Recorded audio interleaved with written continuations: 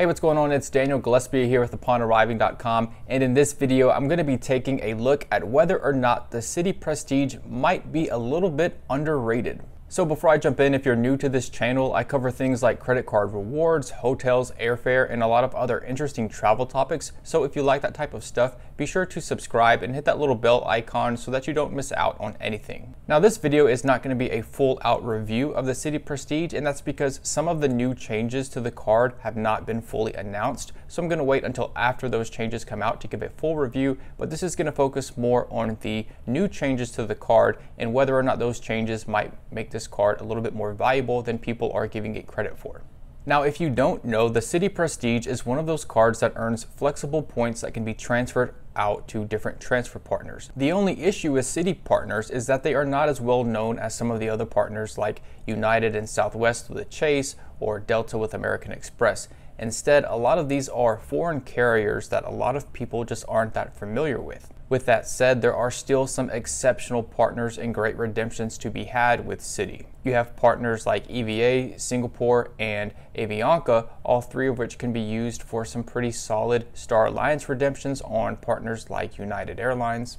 You have other partners like Asia Miles and Etihad that can be used to book American airline flights at pretty decent rates. And you also have other partners like Flying Blue and Virgin Atlantic, which can be used to book Delta flights or some other great redemptions to different places around the world. Now, some of these partners do require a little bit of extra work in terms of dealing with customer service or kind of getting used to their redemption schemes. But if you put in just a little bit of work, you can get an extreme amount of value out of these partners. So just don't be as quick to dismiss them as some people can be. And if you want to see the full list of Citi Thank You partners, be sure to check out the link below, and I have those all listed out. So you might be in full agreement with me that there are some quality transfer partners for the Citi Prestige, but you might still say to me, hey, well, I can actually go and get the Citi Premier, which will give me access to those partners as well. And for those of you who don't know, the Citi Premier is a lower tier card that comes with a lower annual fee of only $95 that's often waived the first year. Now that card's sign-up bonus can be just as high or even higher than the Citi Prestige. So in a lot of cases, if you're just concerned about earning thank you points to transfer to different transfer partners, then yes, I agree, going with the Citi Premier is going to make more sense, especially if you can find a higher offer like we recently saw a 60,000 point offer go out that I think was limited to referral links, but still I would go for those higher offers with the Premier. But let's just say that you are interested in the benefits of the Citi Prestige. Let's take a deep look at those benefits and how much value you might be able to get from those. So the first benefit I'm going to talk about is Priority Pass. And you might be saying, Priority Pass? Really?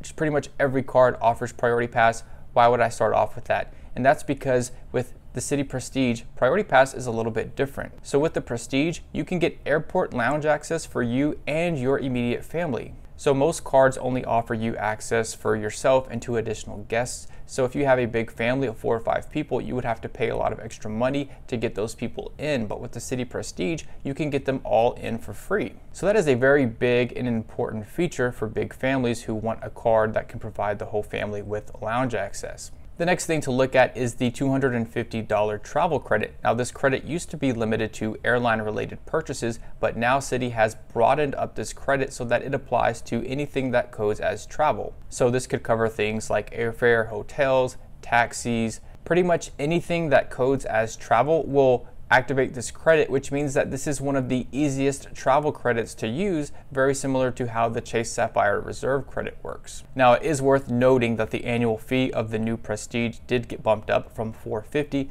to $495. So now with this $250 credit, if you maximize that, the effective annual fee of the Prestige is now knocked down to $245. So the next benefit I want to talk about are the new bonus categories. So the Citi Prestige will earn you 5x on dining and airfare. Earning 5x on dining is a huge deal for the Citi Prestige, and that's because you can transfer these points out to transfer partners and get much more than 1 cent per point in value for those bonus earnings. This means that your earning rate on dining purchases could be somewhere between 7 to 10% or even higher depending on how you value and use those points. Now compare that to some of the other dining cards that might earn something like 4% back, and you can see the huge disparity in the earning potential. And you might be a huge fan of the Amex Gold card like I am and rely on that to earn points on dining because it earns 4x on dining, but you have to remember that the Gold card only earns 4x on US restaurants. With the Citi Prestige, you can go abroad and earn your 5x on anything that codes as dining. So that is a huge advantage for people who do a lot of international travel and dining at the same time. That's a great way for them to earn a lot of points, and I'm not sure there are many other cards that really can compete with that. And then there's the 5x on airfare. Now you might automatically be thinking, yes, well the Platinum card also earns me 5x on airfare.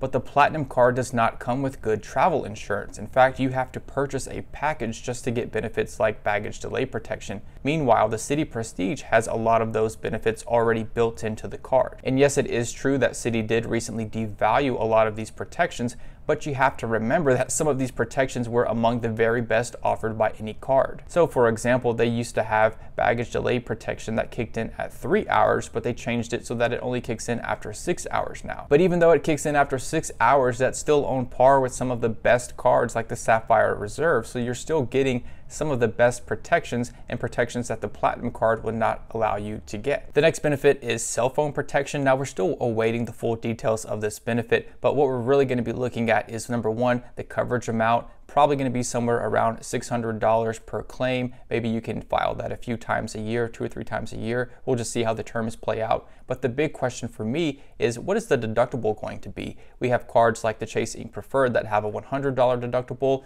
and then other cards like the Wells Fargo cards that have a lower deductible of only $25. So depending on how low that deductible is, that could be a pretty huge selling point for the Prestige going forward. By the way, let me know in the comments below if any of these benefits stick out to you, whether it's the 5x on dining and airfare or the Priority Pass Select membership for family members. Just let me know in the comments below which one of these benefits that you think you might get the most value out of. So there's also the 4th night free benefit, and the way this works is that if you book a hotel stay through Citi, you can get the 4th night free on a paid stay. So this has potential to offer you a whole lot of value because even on one stay, you could save several $100s worth of value and completely offset your annual fee. Now the problem is that Citi just devalued this benefit. So beginning in September of 2019, you'll only be able to use this 2 times per year. So for people who used to use that 4th night free several times a year, that's a huge blow.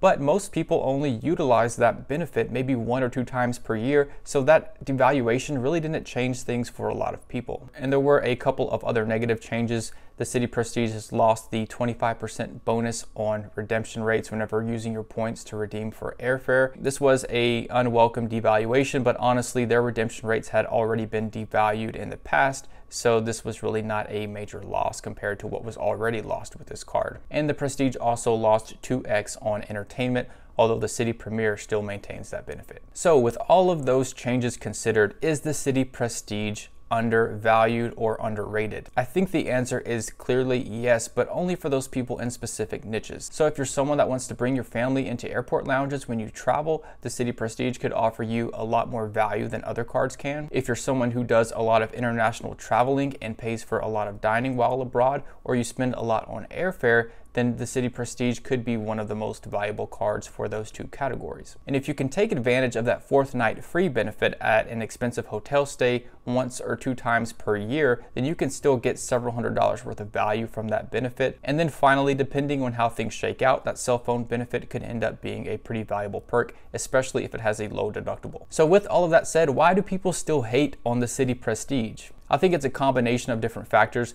Number one, I think a lot of people are just not familiar with the Citi Thank You partners, or they're not as familiar with those partners as they are with the partners of Chase and American Express. And so they automatically look at those and just assume that there's not as much value, even though there is still a lot of value with those partners. And then a big thing I think is just the history of devaluations that the Citi Prestige has seen over the past few years.